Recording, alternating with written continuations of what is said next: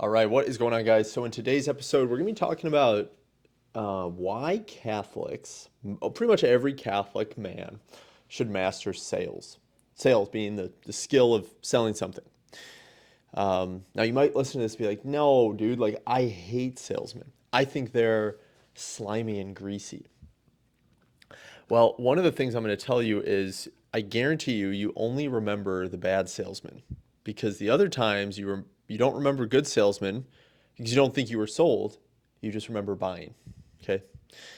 And good salesmen get you to believe you're doing the thing that you want to do. Okay. Why is this important for Catholics? Well, two reasons.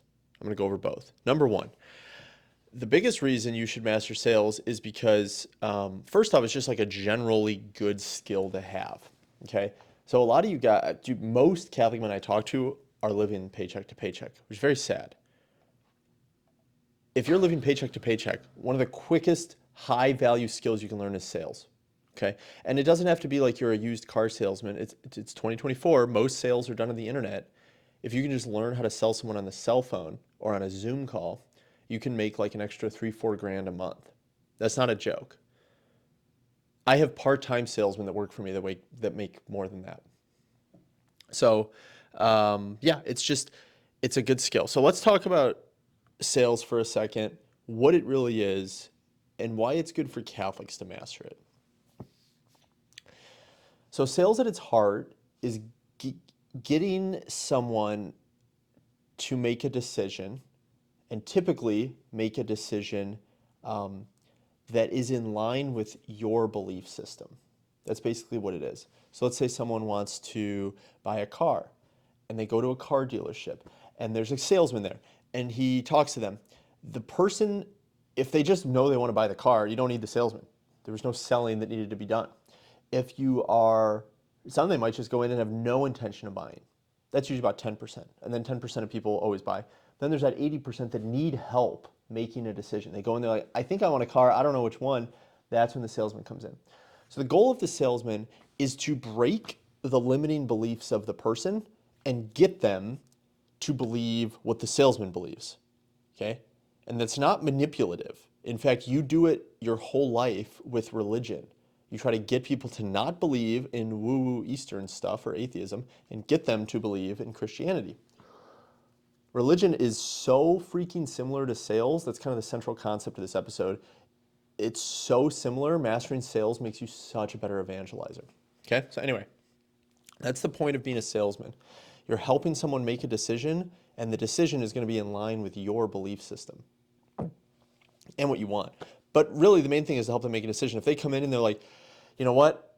After talking to you about everything, I really do realize I don't want a car, and this isn't for me. And if the salesman did a great job, he's going to be happy with that because he's like, great, I had this person make a decision, and after doing all the work, we figured out this just isn't for them. This won't help them solve a problem. Then you did it. So let's talk about like how this helps Catholics. The entire idea of getting someone to break the beliefs they have and erect new beliefs is what you're doing with religion. You just happen to do it. If you were a salesman, you do it every single day, day in and day out. So how does this work? Well, if you're a salesman, what you're doing is you're talking to somebody, trying to sell them something, but you're never talking about the thing. You're just talking about their problems. So let me give you an example. You've probably heard the famous example of Wolf of Wall Street where he's like, sell me this pen. When you're selling a pen, it's kind of a delineation between like amateur salesmen and like professional salesmen, because an amateur salesman is going to start talking about the pen, but a professional salesman is never going to talk about it. He's going to take the pen, he's going to throw it away. And he's going to be like, hi, I'm John. What brought you in today? What are you struggling with? And then the guy will go, oh, well, I want to write this book, but gosh darn it, I got nothing to write with. And he goes, oh, why is it important to you to write a book? It's about the person. Okay, sales is about the other person. It's not about whatever you're selling. Nobody cares about what you're selling.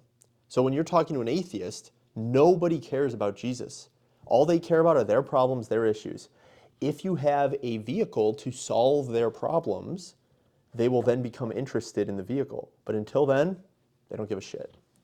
So a lot of you guys make the biggest cardinal mistake. You're trying to sell the pen, and you're talking about the pen. Nobody cares about Jesus right now. I mean, we do. They don't. Talk about their problems. What's going on, man? How's your life going? Dude, it sucks. I just feel like so lazy and life is worthless. I feel like there's no meaning. Oh my gosh, man, that's super tough. How long has that been going on?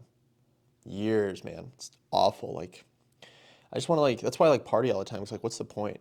Yeah, yeah. Have things gotten better over time, or are you just kind of still falling down this rabbit hole? See what we're doing? We're just asking that, we're getting to know them. We're becoming their friend, getting to know their problems. And then eventually we want to say, we have solutions to this. And it's not about being like, well, if you just accepted Jesus, you will be all right. It's not that. It's like, once you understand their problems, you want to present certain things that might help them. And you want to frame it in a way to where they think it's their idea. And that's how people change their beliefs, right? So you can say something like, yeah, dude, totally. I actually had a friend, he was doing really rough, but he actually ended up kind of finding himself spiritually, kind of went back to church with his parents, and he ended up getting a little better. And what I told him was yeah, go where community is, go where people have spiritual answers, and that can help with nihilism. Something like that, for example. You're just offering a solution, you're not telling them to go to Christ. You're just giving stories to change their beliefs over time. So if you're a Catholic man, you can imagine how powerful this skill is, because whether you're selling fitness, a car, business coaching, the Hallow app, I don't know, anything, it's all the same. And whether you're selling religion, because guess what? We are selling religion. Because it's the same, it's breaking beliefs of people. That's why I really love sales, because it's I get to make a lot of money at it, which is great for providing, which is my duty, but also I get to hone the skill of evangelizing. It's really not different at all. That's why I'm so big on you guys being socially attractive, because a huge part of sales is being their friend, making them feel comfortable, building rapport, making them like you, which is based on tonality, body language, rate of speech, volume of speech. Do you talk like this? Do you go, hello? Or now, are you weird? Or are you like, hey, what's going on, man? How's your day going? Tell me about your day. Are you more friendly? So mastering all of the things that get you more sales, tonality, body language, rate of speech, the pause, slowing down for dramatic effect. Then sometimes talking high to kind of break the tension, or being funny in conversation so you lighten the mood. All of that stuff makes you an absolute master of evangelizing, because you can just make people like you. And then you can also kind of keep in the back of your head okay, I'm working this guy so he can hopefully see some of the beliefs I have. So it's not like it just randomly happens. Yeah, we say the Holy Spirit plays a role, which is true, but there are ways, this is very important. If you remember nothing else, listen to this. The way you can break people's beliefs in life by telling them stories similar to stories they've had, but with a different epiphany at the end of the story. Okay? So one I like to use with somebody says well, I just don't have the money for fitness. Okay? Well, one story I like to use is, yeah, I totally understand. I actually had a client similar to you. I'm sorry, I actually had a prospect similar to you I was talking to, this guy yesterday. He had a very similar situation. Can I tell you what I said to him? Sure. Awesome. So I was, last year I was in Sephora, which is a makeup store. And not alone too, I was with a female. But we were in the store and she was getting her makeup or whatever. And I was watching these two little girls getting their first makeup overhaul. And the lady working at Sephora was giving them the blush and the thing and whatever it is, all the items.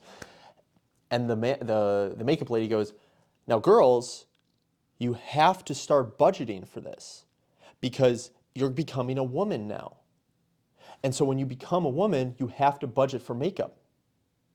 Okay, so when watching that, I had the insight that I took from that was that as you change your identity, your priorities change. And we vote with our dollars on our priorities, on the things that are important to us. And so when you tell me you don't have money for fitness, I totally understand. As a previous version of you, you would say that. But when we step into who we really want to be, which is a fit man for our family, we will vote with our dollars on things that are important to us because our identity changes, which means we will be voting with our dollars on fitness. Okay, so that was like a little story I can tell to someone who doesn't believe that they should spend money on fitness. And you know what? That is all salesmen do, good salesmen. They just tell stories. That's all they do. They listen, and then they tell a story. And then they listen, and then they tell a story. It's the only way to, it's the real way to break beliefs. Because the way people have beliefs in their head is it starts with an experience, and then based on that experience, they tell themselves a story, and then based on the story, belief systems are erected. Which means the best way to change someone's belief system is to start at the experience, but we can't do that. So we go to the story. And they say they have a story. Oh, I hired a fitness coach once and I didn't lose weight. So I tell a new story. Gotcha, man. I actually have a ton of clients who said the same thing, blah, blah, blah. Here's another story. Here's the different epiphany. Here's the different belief system based on that story. That's how you change people's minds. Whether you like this or not, it's just how humans are. And so mastering this skill can get you to what? Change beliefs about religion for people. That's why my best friend became Catholic. My dad is reading about Catholicism. It's just like, I mastered the skill. I know how to change people's beliefs. Kurt, my videographer, is asking me questions. Like, I'm working all the leads. I'm working all the people. I know how to do it. I know how to break beliefs. I just do it over and over. So, yeah, kind of wraps up my point that every Catholic man should master sales if you got the time. It also makes you more money. Like, wouldn't you like to be able to just make money whenever? Like, I am desperate for good salesmen. Desperate. So, anyway, those are my thoughts. I hope you found this valuable. If you did, drop a like, and if you're a Catholic man, you want to be part of our community, dial in your fitness, you're interested in transforming your life, you can click the link in the bio below, and we'll hop on a call with you. All right, thank you so much. Have a great rest of your day, and God bless.